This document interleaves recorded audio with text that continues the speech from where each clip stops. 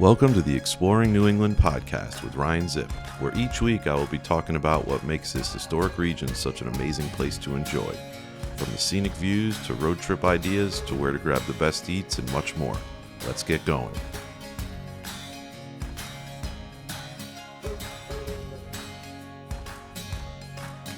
Hello and welcome to episode 22 of the Exploring New England podcast with me, Ryan Zipp. Last week I recapped my adventure out to Cape Cod for a midsummer visit, focusing mainly on the Hyannis-Barnstable area, with a afternoon whale watch being the main event of the weekend, besides just enjoying the beaches there, the food, the views, and a few cool old school hotels I stayed at near the beaches there in Hyannis.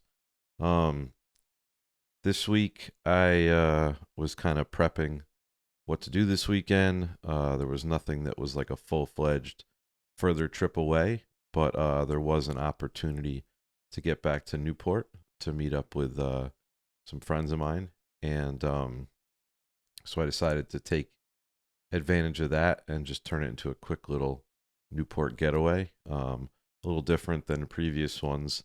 Wouldn't be kind of staying down near the wharf areas where like the shops and restaurants are. But I did find a cool spot to stay. It's an inn that's been there a while. It's called the Beech Tree Inn, and it's, just a few minute drive down to all the restaurants and stores. I think like 20-minute walk. So it's really nice bed and breakfast. They actually serve you breakfast in the morning, freshly made.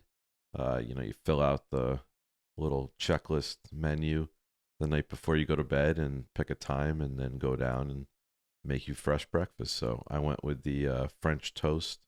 I heard that was one of their specialties and it was very good. So it was nice to get the next morning started with a home-cooked breakfast without having to leave, just walking down from my room. Also had a great patio deck area right off my room. And there was one other door on the other side that I think a few of the other rooms could go. So it ended up being a great room and wasn't that bad price-wise for Newport in summer at all. So Beech Tree Inn, I'd recommend checking out if you're looking to, not stay right near all the craziness and just be a short drive or not too far walk away from it all. And so like I was just saying before, my buddy James runs kind of a series of night sky workshops. It's called Our Galaxy Workshops. He's been doing it for a number of years now. Gone and hung out and shot at a number of them over the years, and Cape Cod and Connecticut, and this one is another one in Rhode Island. But so he had a kind of meetup going to shoot the night sky, but we were going to meet up at Brenton Point State Park, which is a great area in Newport. Again, it's down, if you hug Ocean Ave, depending which direction you're coming from, which is a great road just to cruise and take in the Ocean Ave, very, very ocean view friendly. But Brenton Point State Park, it's like an area at the kind of, I guess you'd say, southwest tip of Newport. But there's no actual beach there, but there's a fair amount of parking spots, and there's a food truck. Dell's has like the frozen lemonade truck there. There's like a kite vendor because it's like crazy windy there all the time. So popular spot for people to go fly kites. So if you happen to be out there, you or any friend or family is a kite person, that's a great spot to go do that, to work it into a trip there anytime. But yeah, the plan was to meet there late afternoon, grill out, have snacks and stuff, just kind of hang out with other photographers, and see what sunset would do. That night, the moon would be setting about 10:45, and if clear, would have a shot at the Milky Way. The Perseid, I think I'm pronouncing that correctly, Perseid meteor showers going on now. So if clear again, try to witness that capture. Um, yeah. So and again, James does this workshop with helping people learn how to capture the night sky, Milky Way, things like that. That aren't really super like intuitive and easy to get off the bat. It's a number of steps, but once you get them down, you can have a lot of fun with it. Mother Nature has to cooperate with clear skies, and you have to do it with like new moon schedule or times when the core of the Milky Way will be up and the moon will be down. Because even in a you know smaller form, the moon is still throwing off a ton of light in the sky, which makes it almost impossible. And there are darker skies in New England. Obviously, the further away you go from any cities or just clustered area where it's more dense population. Up in Acadia is always great. There's spots out on the Cape, especially like in Eastham or by Coast Guard Beach. Obviously up in northern Vermont, New Hampshire, again further away from everything, darker skies. You're able to see the Milky Way more, see it more with your eyes. Just see more stars in general. So if you can ever get an opportunity, I'm sure some of you have been places where you just look up and you're able to see so much more than you are back home. But this area here would provide, because if you're looking the south direction from there is just all ocean. There's no land mass straight down in the view there. So yeah, so it's kind of funny. So I hit up James. I was like, do you need anything else? I'd grab some snacks. And he said, yeah, I got down here, but they always had grills there. You bring charcoal, you can grill out. He said, the grills are gone. So then it became, I was stopping at a few places trying to find a grill, and luckily I finally did. Of course, at Walmart, I tried a number of smaller stores first. Nowhere had them, so I had to turn to the Evil Empire, which I can't stand, but always has everything there. So, but at least got a grill because we had a ton of burgers and hot dogs and other food to cook. So got over there like 5:36 ish. A few other people started showing up. We had a good group going. Got food cooking, snacks broken out, some beverages, and yeah, I mean, just you're looking right across. There's just where we were. There's like grass, some picnic tables. Great spot to go with the group. Obviously get there and first come, first serve. But then where the cars are parked, then the road, then the water right there. Just with some rocks and so just hanging out. It's a great spot just to pop out the chairs and. It was a nice breeze going too, because the bugs can get really bad there, the flies and mosquitoes and everything. But the wind kept them at bay, which was great. Then as more people started showing up, got a little closer to sunset, and the clouds were like kind of feathering out really nice, and definitely had potential. It's one of those you never know that might get too clear. You might lose them all and have nothing catching the color for sunset. Or, could go the other way and block out the sun at the horizon, and you're left with nothing either. So, but yeah, we got in position, grabbed cameras, walked across the street, and there's like a rock jetty there. People were out on fishing and just taking photos. So you had that for photos, some like tide pool for reflections. Just a lot of people there with cell phones too, just enjoying the views and taking photos. So, and it ended up being a really great sunset. One of those. A lot of different layers and stages of it, and lasted for a good amount of time, kept that glow there. So off the bat, it was already good vibes and a great sunset. Then it looked like the skies were going to clear, so starting in darker, it was roughly 45% moon or something, close to half of the moon at the phase it's at now.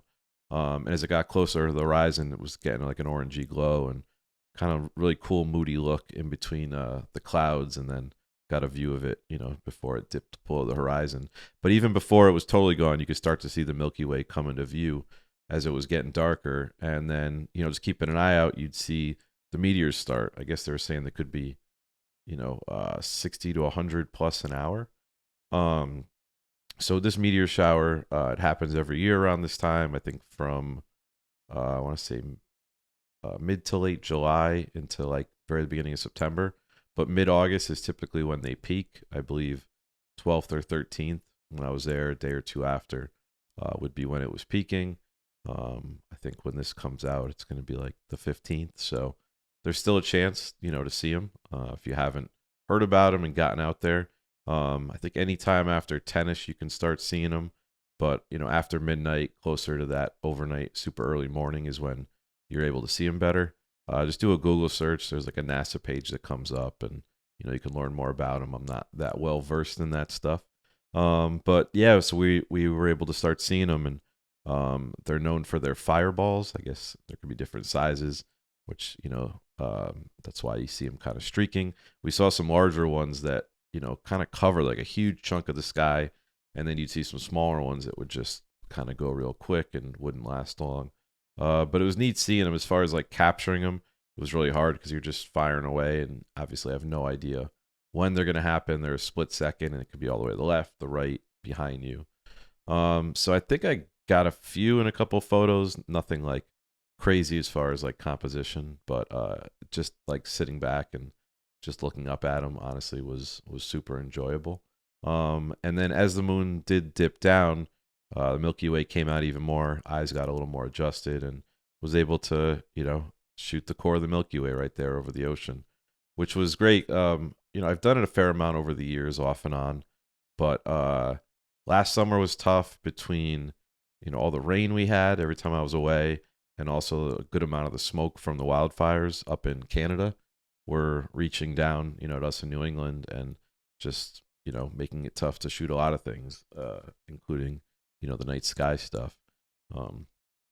But that's something it's really neat to me with like the camera gear we have now, and even with your phone you can kind of capture it a little bit as well, which is crazy. But just the fact that we're able to take these photos that I don't know how many years ago you'd have to have some crazy gear to do, and now we could do it with our normal camera setups we use for everything else. But the first time in New England I got real dark enough sky to do it was up in Acadia in September of 2017. That was like my first like New England legit shot with it, and it's hard to beat those dark skies up there. But I've enjoyed shooting it wherever else, from Connecticut to Rhode Island to the Cape to a little more mid coast and southern Maine coast, Vermont, just kind of wherever. It's always fun to try. It's always a challenge, and it's definitely something that you have to do a handful of times and get out there. It's not as easy to pick out, from focusing on the stars and getting that sharp enough and getting comfortable with your gear and your settings. So that's why, my buddy James is great to hit up if anyone's into it. It's ROUR Galaxy Workshops. He's on Instagram and all that. So go find him if you're looking to get into that a little more, as that's kind of what he specializes in. But yeah, so we were able to shoot that. There was some clouds coming through here and there, but nothing thick. Kind of made for some cool vibes with it passing over parts of the core of the Milky Way. We shot down at that jetty because it lined up right over the jetty, which was cool. And then walked over a bit. There's like a monument there. It's like a huge stone, and then other smaller ones. So we kind of were framing that in some compositions as well, which was cool. Then, at the same time, we had heard photographer too with us that there was aurora activity. The levels, KP numbers were getting higher, and people in New England were starting to see it fairly well, and kind of like we had it back in May. But we were looking north, and we would see it a little bit kind of faint in between, just thinking it wasn't getting down to where we were. Also looking north was, Newport, Providence, Boston. So a lot of light pollution in the general area, and then obviously where we'd be looking north. So, getting close to 1:00, and decided, most of us, to call it quits. Figured I'd go back to the hotel and get a decent amount of sleep before the next day, and that said homemade breakfast. Got back to the room, started getting ready for bed, relaxing, laying in bed, and then a little after 2:30, James and someone else, messaged that they were kind of still out just watching the sky, and the aurora started kicking up, and was showing off like crazy bright and vivid, kind of like it did again back in May for a lot of us. So then, I was probably 20 minutes back to that spot there, and it could end at any time. I was trying to think what to do. Do I go back out? Is it going to stop? But I couldn't not. So threw some clothes back on, got in the car, and just the closest spot to where the hotel was that you're looking north and had any chance of open was down by like the causeway that goes out to Goat Island, where the kind of resort is, the Goat Island Lighthouse there, and then you have the Newport Pell Bridge in the background, boats in the harbor. So it's definitely I'd say a famous, almost iconic view there. So I figured, well, why not? If I can get any of the color here, just would be amazing. Obviously, just getting it in the sky is amazing, but if, like with all my shots, the moon rises, sunsets, just anything else, it's always cool to get it somewhere with something interesting in the composition. And what's more, Newport than this. So kind of pulled up, and now we're talking, 2:50, close to 3 a.m. So you're at that point, you've just been out a while kind of shooting. So you're just kind of flying. You're just kind of wigging it. But got the tripod out, set the camera up, and there's obviously a fair amount of lights and light pollution there between all the lights on the bridge and just everything. So not ideal in any shape or form. But I remember from back in May how strong it was, and I was able to shoot it right in downtown Guilford, my hometown, on the green. So I know it's possible. And so I was firing up some test frames, and then in one of the shots I looked and I could see like pink in the sky, and I was like, well, it's at least showing up a bit here. So let me just keep getting some different compositions and just see if the activity kicks up. Because again, it was hard. It was so late to really, know fully what I was getting. So shot for a little bit, maybe 15 minutes or so, and then seemed like it was, dying down at that point. So figured I would head back and actually get a little bit of sleep, see if I can get, 4.5, 5 hours, which would have been fine, So I got back and didn't look at anything yet on, on the laptop, and passed out, nice big comfy bed, and, woke up to that breakfast and got ready. Felt a little zombie-like, but wasn't too bad. Ended up heading over. I wanted to grab a coffee, but also didn't want to go anywhere more downtown or by the wharf, just where I'd have to figure out where to park. So I saw a coffee shop, had good reviews in neighboring Middletown there. Custom House Coffee in Middletown. So I had good reviews, parking lot, so I figured I was game for it. Went over there and brought the laptop in, figured I would look at the shots from the night before, see if I actually got anything decent or not. Coffee was very good. Got my patented iced mocha with oat milk latte. And went through the shots and actually noticed in one there was a fair amount of, the pink aurora higher up in the sky.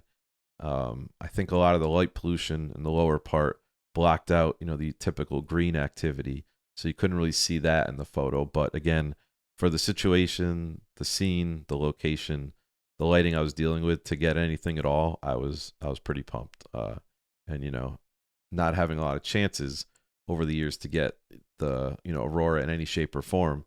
We've been spoiled a bit in the last couple years. It's really come on a lot, and the last couple have been really really dramatic and amazing, especially for those photographers that are more in Vermont or northern Maine or northern New Hampshire. They're just already closer by, in their hometown areas for it. So it's been great to see all their stuff. But yeah, I did some photos there, caught up a bit, and the photo I'll put up here, you'll see it, and the one I posted on my Instagram. So a lot of you probably already saw it. After that, I did a late lunch back at Crew Cafe in Newport. One of my favorite lunch spots. They do breakfast and lunch, I think every day. They close at 3 p.m. But a lot of great sandwiches, daily specials going on. People there are really nice as well. So I always like popping in. This time I went with the grilled salmon citrus salad. I think that was the name of it. But obviously salmon, grilled mango, peppers, caramelized onions, this raspberry vinaigrette dressing. And they had this special jalapeno cornbread. So I figured I got a small portion on the side. So I sat there, beautiful breeze going in, windows, doors, everything was open. So Crew Cafe, CRU Cafe, spot I definitely recommend. Get stuff to go, take it down to the beach. Obviously sit there and eat as well. They have outside seating. After that, I was trying to plan the rest of the day. Went back to Brenton Point where we shot the night before. Just kind of chilled for a little bit. Wind was picking up, and there's some storm clouds were coming through. I could actually see some rain, little funnel clouds in the distance moving, which was really cool. So hung out for a little bit, seeing if I was going to get any dramatic clouds there for photos. But then kind of just got kind of blah gray, started raining a bit. So went with my original plan, was going to make my way to Watch Hill as the afternoon progressed. Over there, Watch Hill, Napa Tree Point, it's just a great sunset spot any time of year, especially even in the off season when there's like no one down there, easy to park, and the sun's actually even more to the left for a really, great composition there. Um, but made my way over there and kind of was down on the beach on the other side, kind of near over past where Taylor Swift's house is, going towards the Ocean House Hotel. And not long after, crazy dramatic storm clouds were kind of coming in, and it looked at first it was going to avoid the beach. And then it was like, I don't know if technically it was a shelf cloud, but it almost looked like it. But really moody and, dark gray. And, I could tell it was going to rain. I didn't know if it was going to get to, the beach area, but it made for some awesome shots. At one point, it was like right over the Ocean House Hotel and property there, which was really almost like something out of Ghostbusters, like that crazy sky, what's going on up in it. So I got some shots there, and as the sun was going down, started to do this like pinkish glow, like underglow, and then started feeling raindrops, and before you know it, it was like full-fledged pouring as the scene was going on. And so at that point, just kind of started moving quickly back. My car wasn't too close. So got very soaked, but it was warm enough, and the gear was all dry, so that's all that's important. So it's one of those things. It's like, did you really have a, summer, New England summer, if you didn't get poured on at one point? So that was fine. I actually enjoyed it. It was a kind of a great way to wrap up the weekend. It was a quick, like got in 2-3 o'clock on Sunday, and then was out of Newport by 4:30ish. So not there more than 24 hours. Heading over to Watch Hill. And, I was going to monitor because the Aurora could be going again that night as well. So it was just wanted to be there. I had a spot picked out not far from me in case, it did happen. But I guess some people in spots got it not long after sunset. It was cloudy where I was, and then there wasn't too much activity the rest of the night. So you never know. You have to just kind of, if you hear that there's a chance for it, make sure that you are just ready, even if you are at home, that if you hear it's going on, you have some spots you can get to just in case. So that was the recap of last weekend, and I'm actually heading back to Newport in a couple weeks again, doing a stay at the Newport Harbor Island Resort out there in Goat Island, near where I shot the Aurora the other night. So I'll be staying there 2 nights, getting some content for them. So excited to do that, and do some normal Newport stuff I do, try to figure out a thing or two I haven't done yet there to enjoy and capture some content. So check back. That'll be in 2-3 episodes from now, the recap of that weekend. And so now we're, about 5 weeks left of summer, technically. Some people want to give in earlier, but I go to like at least the 3rd week in September. So we have a little bit left. And currently we're in sunflower season. So some of them have already come and passed. Some of them haven't gone on yet, but there's a few I thought I'd just highlight going on now if you guys are looking for something to do and just, something to maybe check out either from this year or next. But up in Woodstock, Vermont at the Billings Farm there, they have like a sunflower like house, they call it. It's like almost like you walk through a garden, but it's curated by the Woodstock Inn Master Gardener, the Woodstock Inn downtown there, the famous inn right on the green. That's open now. It's going on, I think, for a while. They said the flowers actually bloomed early. So again, check their website like anything else I mentioned to see dates and if anything's changed. They're ending early. But so that's blooming now. They have like 50 different varieties of sunflowers, from small ones, different colors, to like 14-foot tall giant ones. You have the mountains in the background there. There's 50 different annual flowers that are there complementing them through. I've been to the farm a number of times, but I was there once a few years back during this going on, so it was cool to experience. The farm there, it's like showing you kind of what farm life was like there in the late 1800s. There's the area across the road from there, part of it's like a national park, so there's like an entrance fee, free parking. You can kind of walk everywhere. Throughout the year, they have stuff going on at Christmas as well. So that's Billings Farm in Woodstock. Sunflower stuff going on now. Check that out. There's another spot, Sunfox Farm in Concord, New Hampshire. I was maybe going to stop there this year. It didn't work out. I haven't been before. But that's going on now through the 18th, the festival. So you still have up to this weekend. They have some vendors, food trucks, music, I think, on Saturday and Sunday. $12 admission. I think kids under 10 are free. Again, double check all the details. It's hard to remember it all. But that's, 20-acre field, largest one in New Hampshire, they say. And then another that I've been to a few times is up in Newbury, Mass. at Colby Farm. And their tagline for it is that they're the originator of the New England sunflower experience. I don't know. They probably are. I don't think they just say it, but I don't know the exact timeline of others or what they consider it. But it's a huge area there, and it is beautiful. The times I've been, though, it is like always packed. And you're like waiting for people to take 100 selfies in each spot, hold their pets up. They're doing dog pictures, like just ridiculous. So just be aware that it's probably going to be packed. Obviously, you go weekday certain times, less than weekend, but it is a huge event. They're not out now. The detail they said is they're predicting early September.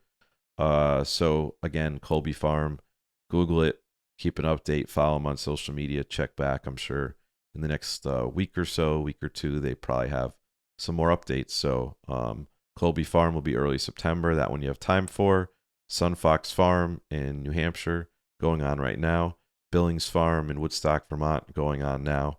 And they have a lot more there, just as far as like a destination as well. So those are some things to look up if you've never been before, and maybe you'll get some inspiration for a road trip this weekend. We do have the full moon coming up this weekend. It'll be full Sunday and Monday, I believe. So chances to view it. As of now, the weather's not looking the best in most of New England. Cloudy, showers, storms. But as we know, that could change, 100 times before then. So I'll be thinking the best, crossing my fingers. As you know, I try to capture it somewhere different every month. So hopefully, could at least get one of the 2 nights. Would hate to get shut out of both nights. So we'll be crossing fingers. So hope you guys get out, do something fun this weekend. Let's hope it doesn't rain all weekend. And yeah, so that's I think that's it for episode 22. And I thank you guys for tuning in again. I appreciate the support. I can't believe we're already 5 months in on this. It's pretty wild to think about. But yeah, so we still have 5 more weeks of summer, so it's not over yet.